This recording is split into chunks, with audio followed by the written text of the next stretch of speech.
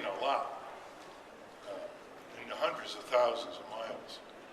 And truck drivers would pick me up, and we would often be at the scene of the accident for the first time, before the police, before the ambulance would come. And it was out of a war zone. I mean, broken bones, crushed skulls, screams, then sudden silence, burns, and I never got over that. And after a while, I got interested in how a car crushed in a collision. And you would see the steering column just come right into the driver occupancy, and it would be like a spear. And I was at the law school, at Harvard Law School, and I wrote my third-year paper on automotive design and legal liability. And there was nobody there who had the knowledge to score it, you know, to give the grade. So they had to have somebody from Boston University Law School come over who had some knowledge about medical legal situations. And I turned that book into Unsafe at Any Speed. Now, I was telling somebody earlier, you couldn't write a book with this impact today. That's a sign of the decline, really, of partly our press and partly the Congress and the White House. This came out in November 1965. Between March 1966 and September 1966, one of the most powerful industries in the country were brought under federal safety and fuel efficiency regulation. 6 months. Just think of the healthcare. It's like 50 years. We're really in a very serious situation of institutional paralysis.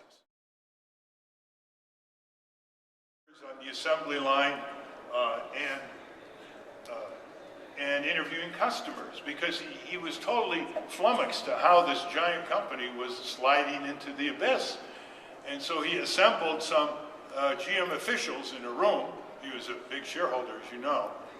They bought him out. And he said to him in his direct Perot style, he said, "This is an extraordinary company." He said to the bosses at GM, he said, "You hate your dealers, you hate your workers, you hate your customers, and you even hate yourself." Automotive company, the future is going to be not just automobiles or vehicles, but they're going to have to go into public transit and mass transit, and there'll be all kinds of combinations with this exploding innovation that's going on that hasn't yet gone into production. So I'd like to just take this opportunity to show you how times have changed. It took us like 7 years to get a breakaway rearview mirror. How about that?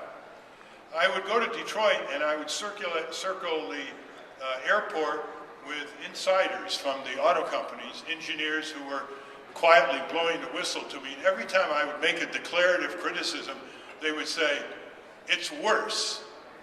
It's worse." And we would circle the airport and I'd get debriefed by them. And I would go to these automotive conferences, the Stapp, Colonel Stapp, John Paul Stapp, who put himself in these sleds and decelerated very quickly to show that you wouldn't be injured if you were restrained by an airbag or a seatbelt in a collision. And actually, he went right to the limit. He had some retina damage. He was really quite a hero. He was an MD and a colonel in the Air Force. Because the Air Force realized in the 1950s that they were losing more airmen on the highways in America than in Korea. GM sees its future in China. Next year, we'll sell more cars in China than in the United States of America. And the profits are extraordinary. And so the idea of innovation is no longer a luxury. It's going to be a survival mechanism, even if NHTSA doesn't wake up, and the Department of Transportation doesn't wake up for some long overdue standards. In 2006, we did a study called Innovation and Stagnation in Automotive Safety and Efficiency. The thrust of the study was the major push for innovation comes from the suppliers. And the suppliers have had great difficulty in convincing the auto companies to adopt what they have put forward.